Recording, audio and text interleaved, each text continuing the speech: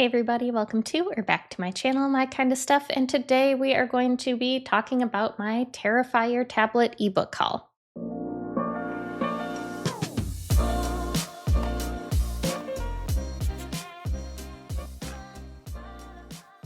So if you don't know what Terrifier tablet is, it's similar to like Stuff Your Kindle Day, which has romance books, but these are horror books. It is an event put on by Horrorsmith Publishing Company. They have books that are free and they also have books that are 99 cents. So I'm just going to go through and kind of share with you the couple books that I picked up. I did not get everything. I just grabbed the ones that sounded the most interesting to me. So let's start with the 99-cent ebooks. The first one being Abject Fear by Paul Caro. This one says, Dr. Mitch Traeger assembles an eclectic team of scientists, each burdened with their own agonizing phobias. Together, they plunge into the abyss of human mind seeking a cure for the most elusive disease of all, fear. But as they delve deeper into the shadowy recesses of their own consciousness, the boundaries between science and horror blur. One by one, the scientists are mercilessly confronted by their most paralyzing terrors. And with each encounter, they teeter on the precipice of madness. And this just sounds like it's going to be a wild ride. I'm hoping for some really like true phobias and like fear-inducing panic in this one. So I can't wait to check it out. Now this next one is kind of a little silly, but it is called The Namaste Slasher by Alan Shivers. It says, meditating has never been this frightening. Think Friday the 13th, but set in a modern-day mindfulness retreat. So it's a deliciously campy yet gruesome slasher with nods to the classic 80s slashers. I love slashers. They are one of my favorite genre of horror, and this one sounds super goofy, and honestly, campy horror is always fun, and I can't wait to dive in. The next book I picked up is Awake in the Night by Shauna McElhenney. This says that Jessica and Nicole think that they found their dream house by the sea in the west of Ireland. It has memories, so many memories.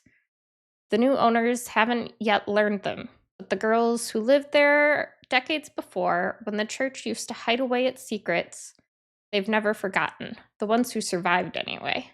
It remembers every one of the horrors those girls suffered at the hands of priests, nuns, and doctors who should have been their caretakers.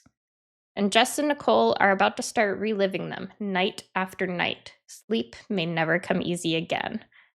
I love horrors that are set in like a dream world that's almost scarier than when you are awake, because you're like just you have no way to defend yourself in your dreams, right? Like you are at the mercy of your mind, and this sounds like it could be absolutely terrifying. All right, this next one seems like another kind of campy, goofy one, but I'm definitely still interested, and it is called The Thing Under Your Bed by Stephen Kozanowski.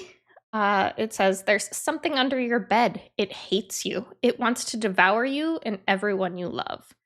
Dad's at work. Mom's dead drunk and no help whatsoever. Maybe your stuffed rabbit can help? Since it seems to be alive and talking now, you better not let so much as a fingertip stray off your mattress. If you do, you'll be ripped to bloody chunks.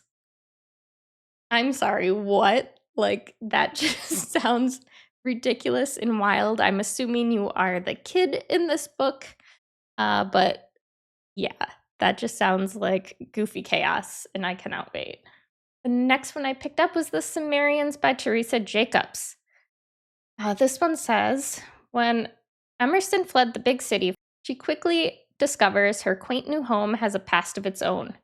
10 years prior, a young woman killed herself inside the front door.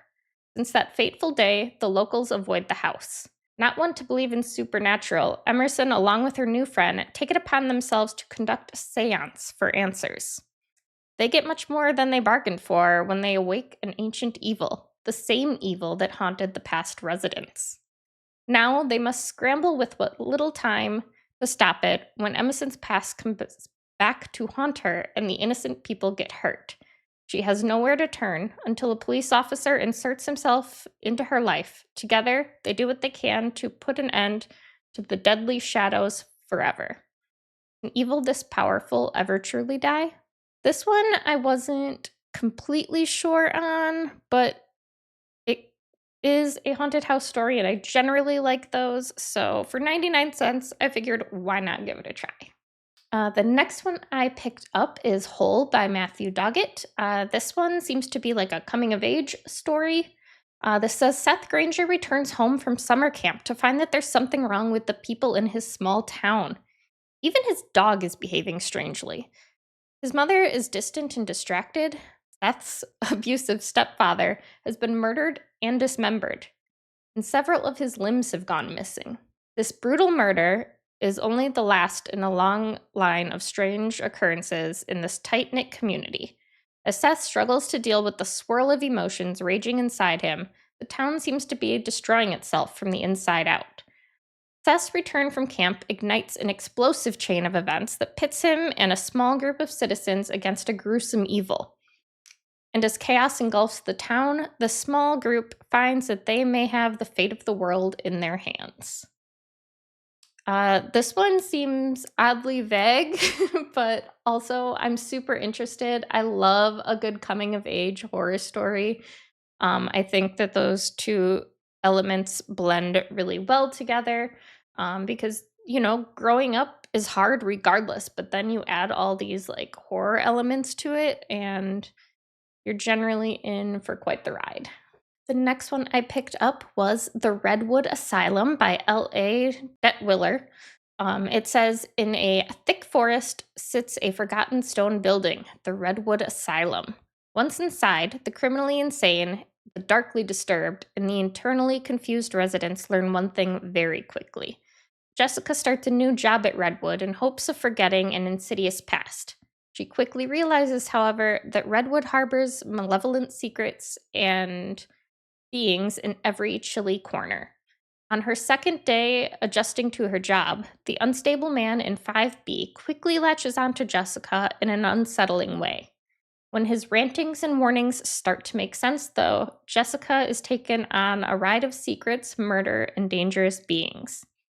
As she begins to uncover the horrifying truths between the man's past and the terrors of Redwood Asylum, I love, love, love an asylum horror. Something about not being able to like fully trust a lot of the characters in it because, they are there because they are mentally unstable or disturbed. And it just makes everything that much more eerie because you don't know what's real or true. And when people start questioning their own sanity, I am here for it. So I can't wait to read this one.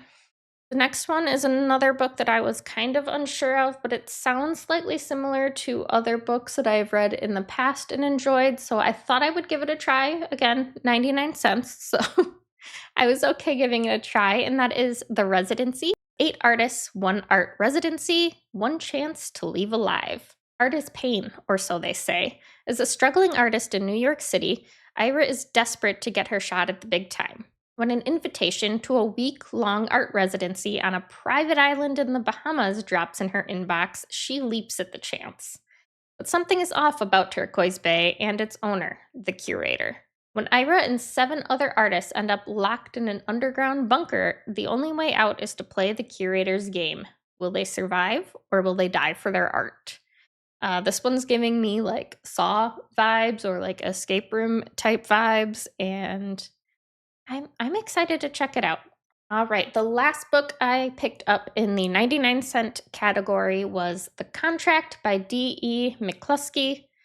This one says, a series of gruesome murders, all of them in different states. There is seemingly no connections between the victims. However, as they're identified, it quickly becomes apparent that they were not model citizens and possibly been the victims of targeted attacks.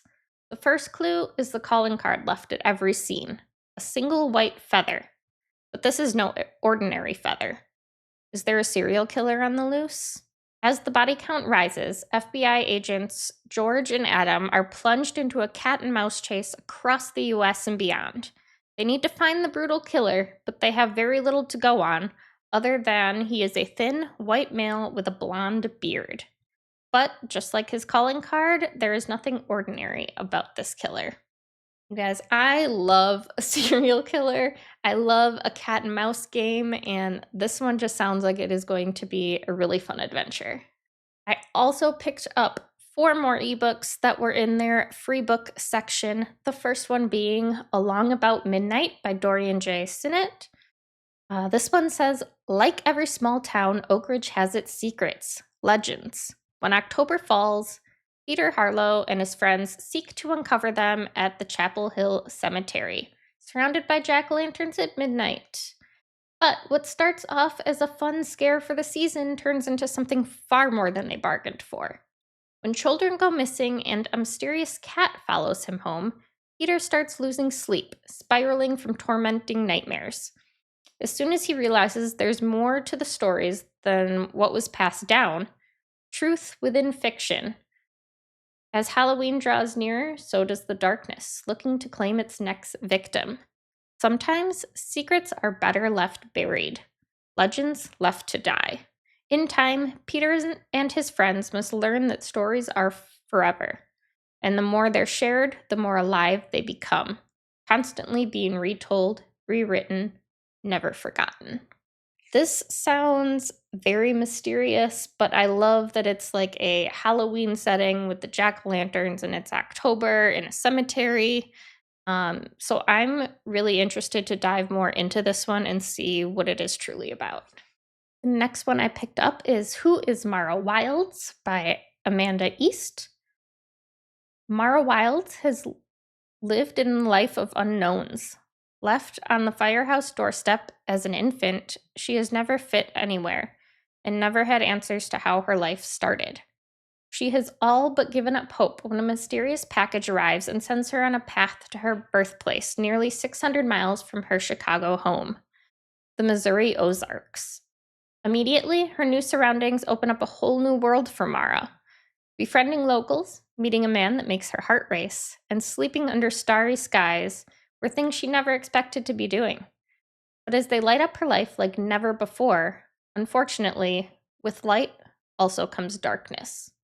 Local lore about demons in the trees, tales of witchcraft swirl amongst the secrets of Mara's past. A legend of a shadow man begins to invade her dreams, and something evil seems to have crept into her home. Then, local children start to vanish, and all eyes turn towards the newcomer to their sleepy lakeside town. Mara grapples to find absolution in a reality that seems to be more supernatural than real, just hoping she can escape falling victim to the secrets hidden away in the Ozark Hills.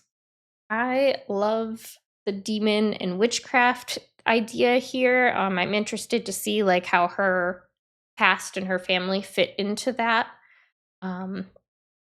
Also, like when your dreams start getting invaded, I think that that's really creepy, and I think this one could be a really great time.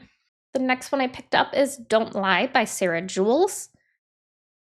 This one says 5 university housemates go on a final blowout to the cabin before they all go their separate ways.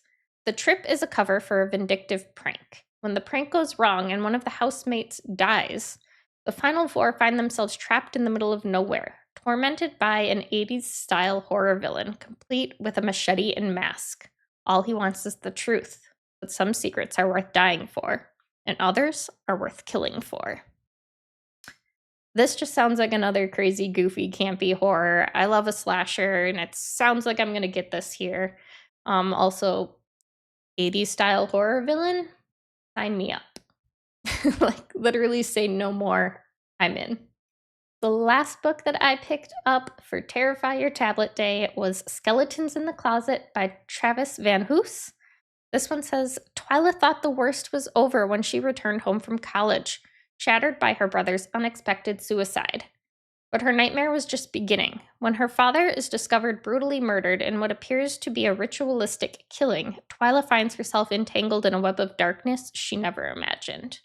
Desperate for answers, Twyla delves into her father's hidden past and stumbles upon a mysterious, ominous box.